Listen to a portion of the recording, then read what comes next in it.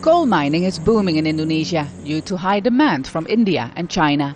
Very often the coal reserves are found in rainforests. When the Indonesian president was about to announce a 2-year logging ban, mining permits in forests were frozen. But as Al Jazeera has found out, Ministry of Forestry officials hastily issued many permits just before the moratorium was signed. Mining executives who declined to be named tell us huge bribes were paid, something Greenpeace also says. What we found is that if a company wanted to arrange a permit, people within the forestry department said this is impossible because there will be a logging moratorium. But the next step was that these forestry officials would offer to negotiate about the price. The Ministry of Forestry denies these corruption practices have been going on.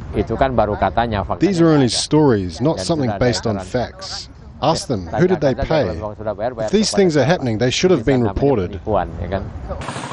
Indonesia adopted the logging ban after signing an agreement with Norway that pays Indonesia $1 billion as part of a so-called REDD scheme, an ambitious program to reduce carbon emissions from deforestation. Indonesia's rainforest is quickly disappearing due to logging, forest fires and land clearing. In the REDD scheme, industrialized nations give financial incentives to developing nations who in return protect their forests. While the president says he's protecting the forest, sources within the forestry ministry and the mining industry are telling us that huge amounts of money have been paid to obtain mining permits in forested areas.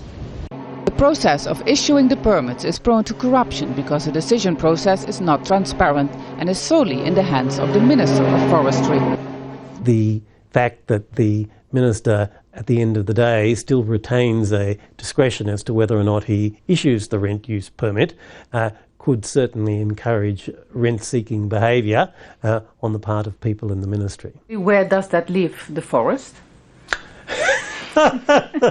Well, if I was Norway, I'd wonder what I got for my promise of $1 billion in funding and support for Indonesia's environmental programs, because not really much seems to have changed.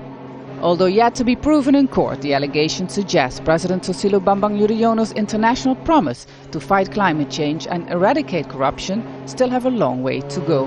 Vaessen, Al Jazeera, Jakarta.